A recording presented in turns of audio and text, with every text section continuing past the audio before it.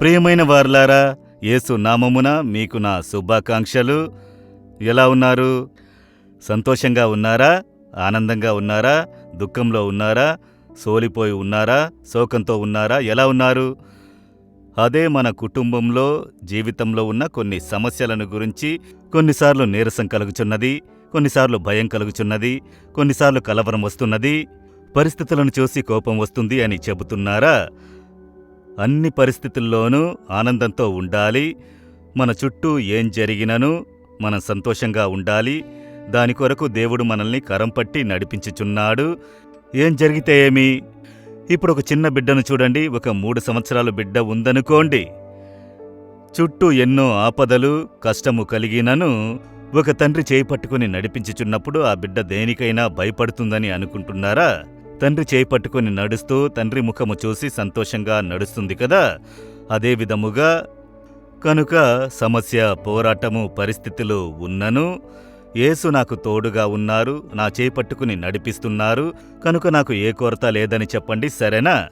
చూడండి, 23వ కీర్తన 1వ వచనములో దావీదు అనే ఒక భక్తుడు చెబుతున్నాడు, యెహోవా నా కాపరి, నాకు లేమి కలుగదు, అంటే నాకేమీ కొదువ లేదు అని. ఏ అవసరము నాకు లేదు. ఐ షెల్ నాట్ వాంట్, నాకు ఏ అవసరం లేదు, ఏ కొదువ లేదు. ఎందుకంటే యెహోవా నా కాపరిగా ఉన్నారు. ఏంటండి, జీవితంలో మనిషికొక అవసరము ఉంటుంది కదా. అయితే అతను చెప్తున్నాడు, నాకు ఏ అవసరం లేదు. ఎందుకు? అన్ని దినములలో యేసు ఉన్నాడు కదా, నాకొక మంచి కాపరిగా ఉన్నారు కదా. ఒక మందను కాచే కాపరిని తీసుకోండి. ఆ కాపరి ఉన్నందున ఆ గొర్రెలు వచ్చి, అయ్యో నాకు ఆహారం లేదు, ఏమి చెయ్యాలి? ఈ దినం నీరు త్రాగుతానా? నీరు త్రాగుటకు ఎక్కడికి వెళ్ళాలి? దాహమునకు నీరు త్రాగాలి కదా. సపోజ్ ఒక తోడేలు వస్తుంది, ఒక ఎలుగుబంటి వస్తుంది, ఒక ఆపద కలిగితే ఎవరు నన్ను కాపాడెదరు అని దేన్ని గురించైనా దిగులు చెందుతుందా? దేన్ని గురించి దిగులు చెందదు. ఎందుకంటే నాకొక కాపరి ఉన్నాడు. ఆ కాపరి నన్ను చక్కగా నడిపించి పచ్చికగల చోట్ల పరుండజేసి శాంతికరమైన జలముల యొద్ద నడిపించును. ఏ ఆపద నా దరిచేరక నన్ను కాపాడెదరు అని ఆ గొర్రెలకు తెలియను. ఆ కాపరి ఆనుకుని ఉన్నందున అయ్యో ఈ దినం నేనేం చెయ్యాలి, దానికేం చెయ్యాలి, దీనికేం చెయ్యాలని అవి తత్తరపడవు. వాటిని మనం అడిగితే ఏం చెబుతాయి? నువ్వు తిండికేం చేస్తావు, నువ్వు నీరు త్రాగడానికేం చేస్తావంటే నేనేం చేస్తాను, నాకవన్నీ తెలియదు. నాకొక కాపరి ఉన్నాడు, ఆ సమస్యంతా ఆయనకే. కనుక యేసు మీకు కాపరిగా ఉంటే ఆయనే మీకు అన్నీయు. కనుక మీ సమస్యను గురించి మీరెందుకు మాట్లాడుచున్నారు? అది ఆయన సమస్య, అది ఆయన కార్యము. మీకు ధరింపజేయుటకు ఆయన బాధ్యత, మిమ్ములను పోషించి నడిపించుట ఆయన బాధ్యత, ఆపదలో కాపాడవలసినది ఆయన బాధ్యత, మీ అవసరములను సంధించవలసినది ఆయన బాధ్యత. దాన్నే దావీదు చెబుతున్నారు, యెహోవా నా కాపరిగా ఉన్నారు, నాకు ఏ కొదువ లేదయ్యా, అన్నీ ఆయన చూసుకుంటారు. ఇదే విశ్వాసము, దేవుని ఆనుకొని ఒక విశ్వాసము. మీరలా చెబుతారా? ఆ విశ్వాసముంటే దుఃఖముఖంగా ఎందుకున్నారు?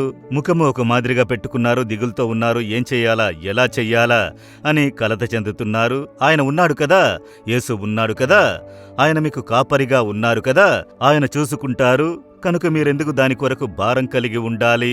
మీరు ధైర్యంగా చెప్పండి, యెహోవా నా కాపరి, యేసు నాకు మంచి కాపరి, నాకు దేని గురించి దిగుల్లేదు, భయము లేదు, ఆయన చూసుకుంటారండి అన్నీయు అని చెప్పండి.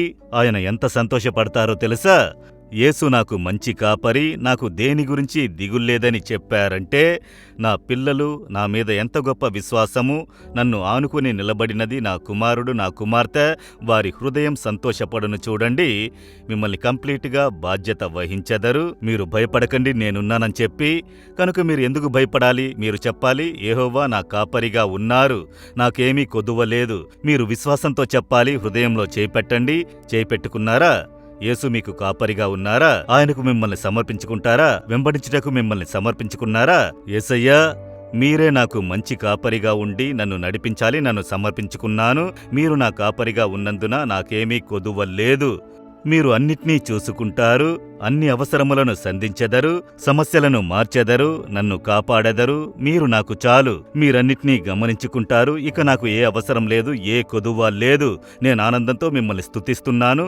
యేసు నామములో amen, amen. Jesus redeems Telugu YouTube ఛానల్ను సబ్స్క్రైబ్ చేయండి. సబ్స్క్రైబ్ బటన్ను క్లిక్ చేయండి మరియు బెల్ బటన్ను నొక్కండి. ప్రతిరోజు కార్యక్రమ సమాచారం పొందండి.